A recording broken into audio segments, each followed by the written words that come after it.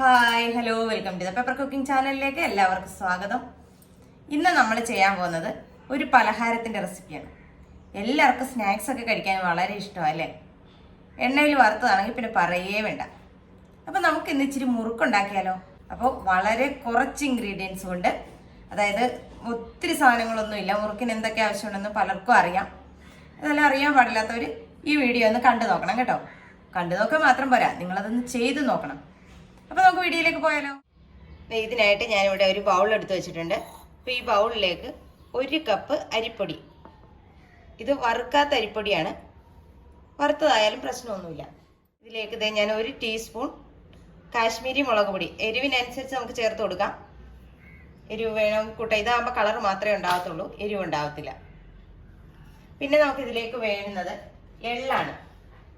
എള്ള് ഒരുപാടൊന്നും ചേർക്കണ്ട, എന്നാലും ഒരു 1/4 ടീസ്പൂൺ എള്ള് ഞാനിവിടെ ചേർത്തിട്ടുണ്ട്. നമ്മുടെ മുറുക്കിന് ആവശ്യമായ ഉപ്പും കൂടെ ചേർത്ത് കൊടുക്കാം. ഇത് നമ്മുടെ ചപ്പാത്തിക്കൊക്കെ കുഴയ്ക്കുന്ന കണക്ക് നന്നായിട്ടൊന്ന് കൈ വെച്ച് കുഴച്ചെടുക്കണം.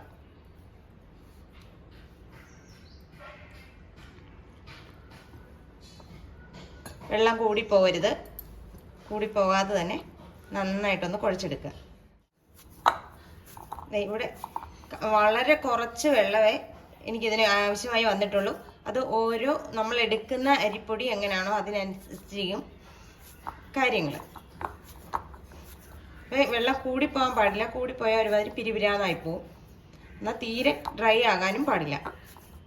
ഇത് ആവശ്യത്തിന് സോഫ്റ്റും ഉണ്ട്, എന്നാൽ വെള്ളം കൂടിപ്പോയിട്ടുമില്ല. ആ രീതിയിൽ കുഴച്ചെടുക്കണം. ഇനി വെള്ളം കൂടിപ്പോയാൽ തന്നെ ഇച്ചിരി പൊടിയിട്ട് അത് നമുക്ക് അഡ്ജസ്റ്റ് ചെയ്യാവുന്നതേ ഉള്ളൂ.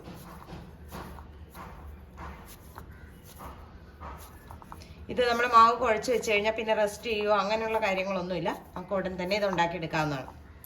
ഇതിനായിട്ട് ഒരു സ്റ്റാറിൻ്റെ അച്ചാണ് വേണ്ടത്. ഇത് നമ്മൾ ഇടിയപ്പത്തിൻ്റെ സേവനാഴി വാങ്ങിക്കത്തില്ലേ, ആ സേവനാഴി വാങ്ങിക്കുമ്പോഴത്തേക്ക് നമുക്ക് അതിൻ്റെ കൂടെ ഇങ്ങനെ ഒരു അച്ചും കിട്ടും. അപ്പോൾ ഈ അച്ചാണ് നമുക്കിതിന് വേണ്ടത്. ഞാൻ സേവനാഴിയിലേക്ക് അച്ചിട്ട് കൊടുത്തിട്ടുണ്ട്. ഇതിലേക്ക് നോക്കി മാവ് വെച്ച് കൊടുക്കാം. ഞാൻ ഒരു ചീനച്ചട്ടി അടുപ്പത്തോട്ട് വെച്ച് കൊടുത്തിട്ടുണ്ട്. ഇതിലേക്ക് നമുക്ക് ഓയിൽ ഒഴിച്ചു കൊടുക്കാം. ഓയിലോ വെളിച്ചെണ്ണയോ നിങ്ങൾക്ക് എന്താണ് താല്പര്യം എന്ന് വെച്ചാൽ അത്.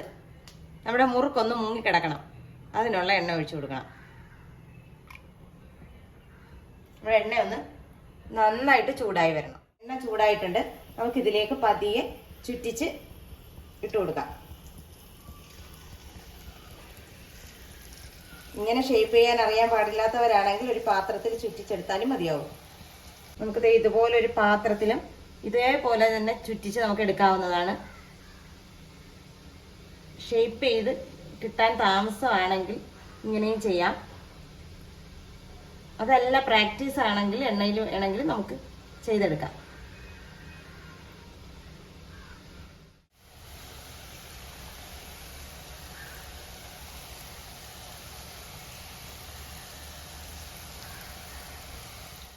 നമ്മുടെ മുറുക്ക് പാകമായി എന്ന് മനസ്സിലാക്കുന്നത് ഈ പത ഒന്ന് അടങ്ങുന്ന സമയത്താണ്. നമ്മൾ എന്ത് സാധനം പൊരിച്ചാലും ആ കുമ്പളകളൊക്കെ ഒന്ന് താറി വരുന്ന ആ പരുവത്തിന് വേണം നമുക്കിത് എടുക്കാൻ.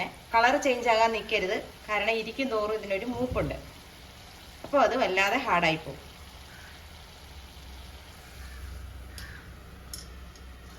പിന്നെ നമുക്കിത് എണ്ണയിൽ നിന്ന് മാറ്റാം. ഇങ്ങനെ നമുക്ക് എല്ലാം ഒന്ന് ചെയ്തെടുക്കാം.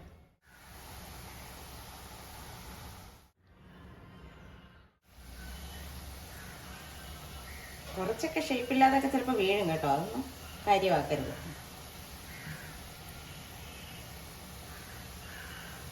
ഇത് എണ്ണയിലുള്ള കളിയാണ്, അത് കാരണം പേടിച്ചാ ചെയ്യുന്നത്.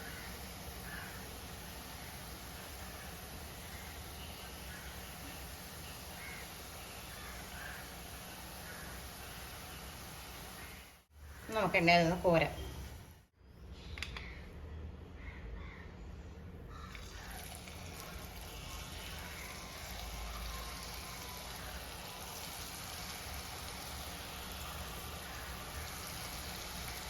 ഷേപ്പൊന്നും വേണമെന്ന് പോയിട്ട് നിർബന്ധവുമില്ല. അതെ, നമ്മുടെ മുറുക്കൊക്കെ ശരിയായിട്ടുണ്ട്. ഷേപ്പ് കിട്ടിയില്ല എന്ന് ഓർത്തൊന്നും ആരും പേടിക്കേണ്ട കാര്യമൊന്നുമില്ല. ഇപ്പം ഷേപ്പ് ഇല്ലേലും കുഴപ്പമൊന്നുമില്ല. അപ്പോൾ അതേ നമ്മുടെ മുറുക്കൊക്കെ ഇവിടെ റെഡിയായി വന്നിട്ടുണ്ട്. അപ്പോൾ നിങ്ങൾ എല്ലാവരും ഇതൊന്ന് ട്രൈ ചെയ്ത് നോക്കണം. വീഡിയോ ഇഷ്ടമായാൽ ലൈക്ക് ചെയ്യാനും ഷെയർ ചെയ്യാനും കമൻറ്റ് ചെയ്യാനും മറന്നു പോകരുത്. നല്ലൊരു വീഡിയോ ആയിട്ട് കാണുന്നവരെ ടാറ്റാ ബൈ ബൈ.